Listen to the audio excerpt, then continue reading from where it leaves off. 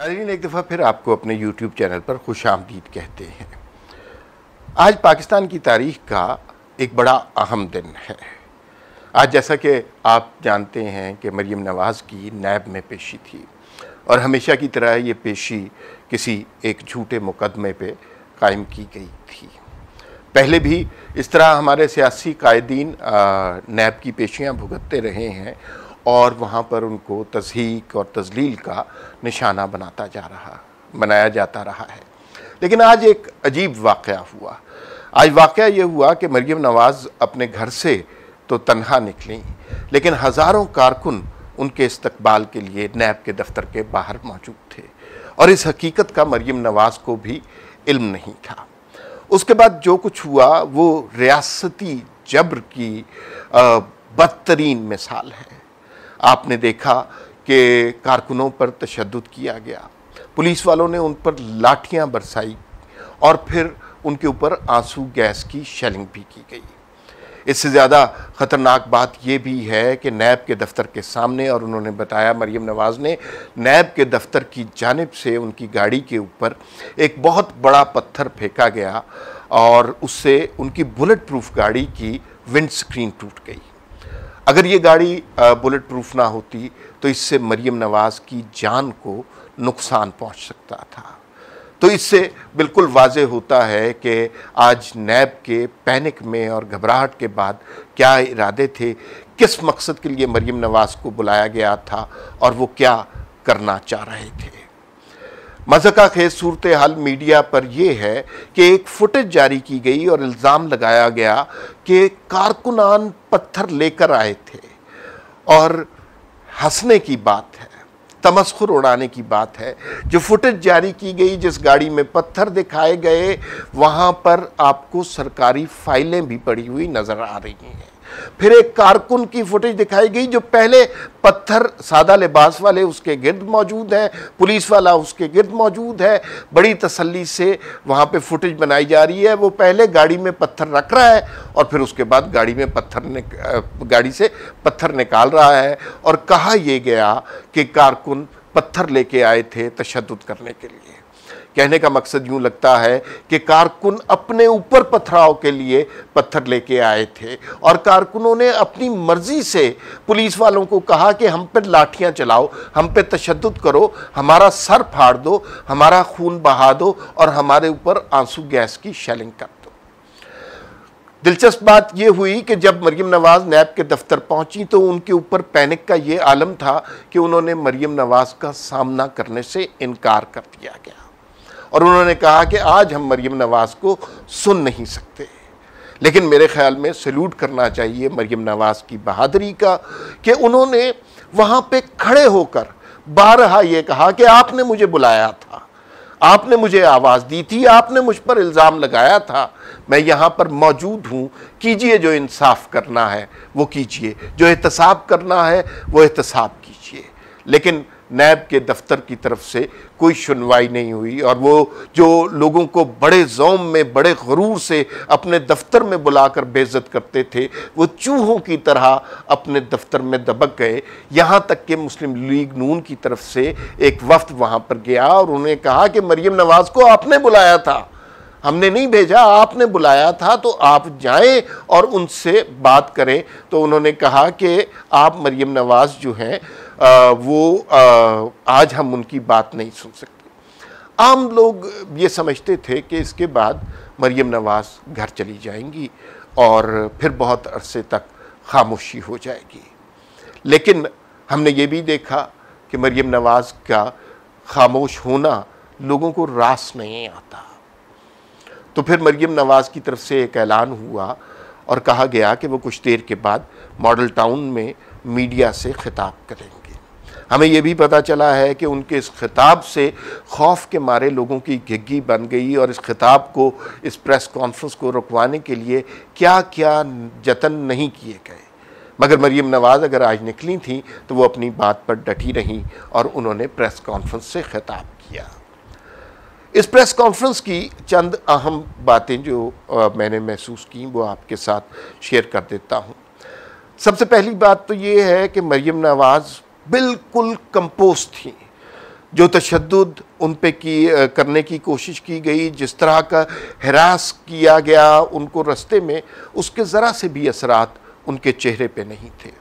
उन्होंने बड़ी बहादुरी से, बड़े स्माइलिंग फेस से इस प्रेस कॉन्फ्रेंस को किया, जिससे ये पता चलता है कि वो एक बहादुर खातून है और इस तरह के रियासती हथकंडों से खौफज़दा होने वाली बात नहीं है। मरीम नवाज़ ने तकरीबन हर उस सवाल का जवाब दिया जो लोगों के जहनों में मौजूद था।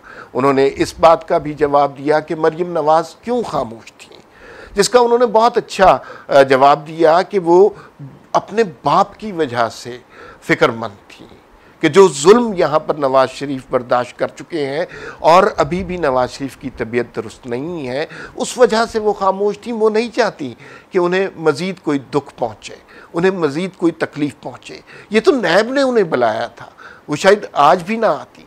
दूसरी बात का उन्होंने जवाब ये दिया कि नवाज़ शरीफ क्यों खामोश है, तो इसका बहुत अच्छा उन्होंने जवाब दिया कि नवाज़ शरीफ ने जो काम करना था वो कर दिया है। नवाज़ शरीफ ने लोगों को आगाही देनी थी, लोगों को एक नरेटिव देना था, और आज लाहौर क्या पूरे पाकिस्तान के बच्चे बच्चे के जहन में ये बात रासिख हो चुकी है कि वोट को इज़्ज़त देने का क्या मतलब है, सिविल सुप्रीमेसी का क्या मतलब है।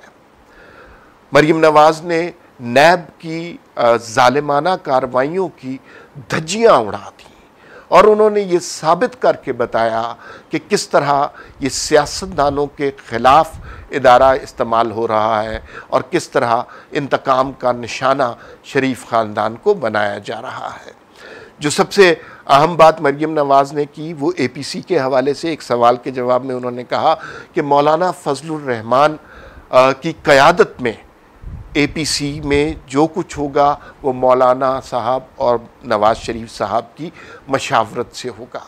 इसी दौरान मौलाना साहब ने भी एक प्रेस कॉन्फ्रेंस की और मरीम नवाज़ पे और उनके कारकुनों पे होने वाले तशद्दुद की मज़म्मत की, जिससे हमें अंदाज़ा हो रहा है कि यहाँ हालात किस नहज की तरफ जाएंगे। एक और बात जिस पे मरीम नवाज़ ने बात की और वो उन्होंने कहा कि इस हुकूमत ने ख़ुद अपने आप को 6 महीने दिए हैं।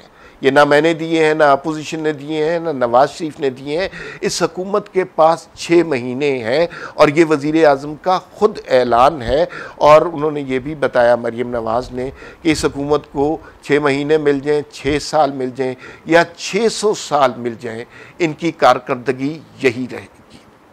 इसके अलावा उन्होंने अरशद मलिक के हवाले से भी बताया, सुप्रीम कोर्ट के फ़ैसलों के हवाले से भी बताया कि किस तरह यहाँ पर इंसाफ का दोहरा निज़ाम है। नैब किस तरह अपने लोगों को, सियासी कायदीन को पकड़ता है और जब सबूत पेश करने का मरहला आता है तो अदालतों में ना कोई सबूत होता है, ना कोई जवाज़ होता है, ना कोई कानून होता है, ना कोई असूल होता है इन गिरफ्तारियों का। मरीम नवाज़ ने जितनी भी गुफ्तगू की उसमें उन्होंने ये इंदिया दे दिया कि वो जब खामोशी तोड़ेंगी तो लाहौर नहीं पूरा पाकिस्तान उनके साथ होगा। बल्कि एक बहुत अच्छा जुमला उन्होंने ये कहा कि मेरे लिए खामोश रहना मुश्किल है, बोलना आसान है। पार्टी के अंदर इख्तलाफात के हवाले से भी उन्होंने बड़ी वाज़ेह बात की कि पार्टी में ज़ाहिर है ये एक जमहूरी सियासी पार्टी है, लोग मुख्तलिफ राय रख सकते हैं, इसका उन्हें हक़ हासिल है, लेकिन हतमी फ़ैसला और अटल फ़ैसला जो है वो मियाँ मोहम्मद नवाज़ शरीफ का होता है। एक और बात उन्होंने की जो पाकिस्तान की तारीख़ के हवाले से बहुत अहम बात है। उन्होंने कहा कि हमें अपने लीडर ज़िंदा चाहिए, उनकी लाशें नहीं चाहिए। इससे पता चल रहा है कि किस जबर का इस पार्टी को सामना था और किस मुश्किल से ये ख़ानदान गुज़रा है और क्या क्या क़यामत इनके ऊपर गुज़री है। मरीम नवाज़ ने अपनी मरहूमा वालदा का भी हवाला दिया और उस सारे मंज़र को दोबारा लोगों के सामने रखा कि किस तरह इनकी मरहुमा वालदा को मरियम नवाज़ और नवाज़ शरीफ बिस्तर मर्ग पर छोड़ कर आए थे और किस तरह आखिरी लम्हों में मरियम नवाज़ और नवाज़ शरीफ को दम तोड़ती कुलसूम नवाज़ से बात नहीं करने दी गई थी। तो ये बुनियादी तौर पर आज इस प्रेस कॉन्फ्रेंस का क्रक्स रहा है, लेकिन इससे बहुत सारी बातें वाज़ेह हुई हैं। एक तो ये बात पता चलती है कि नैब आइंदा किसी भी सियासी कायद को बुलाने से पहले, तजलील करने से पहले, तज़हीक करने से पहले एक नहीं 100 दफ़ा, 1000 दफ़ा, लाख दफ़ा सोचेगा। दूसरी बात ये है कि जब मरियम नवाज़ बोलेंगी तो पूरा पाकिस्तान उनके साथ बोलेगा। तीसरी बात ये है कि मौलाना फजलुर रहमान, नवाज़ शरीफ, मरियम नवाज़ और मुस्लिम लीग के कायदीन का वोट को इज़्ज़त दो के बयानिए पर किसी किस्म का कोई कंप्रोमाइज़ नहीं है। और सबसे आखिर में मैं आपकी तवज्जो उस बात पर दिलाना चाहता हूँ जो मरियम नवाज़ ने अपनी प्रेस कॉन्फ्रेंस में की, और उन्होंने कहा कि जिस तरह कश्मीर पर इस हुकूमत ने समझौता किया है, ये तारीख़ में किसी हुकूमत ने नहीं किया था। जिस बहादुरी से नवाज़ शरीफ ने एटमी धमाके किए थे, उसके मुकाबले में इंतहाई बुज़दिली और कमज़ोरी के ज़रिए इस हुकूमत ने कश्मीर और कश्मीरियों का हक़ और उनका हक़ राय दही गंवा दिया है।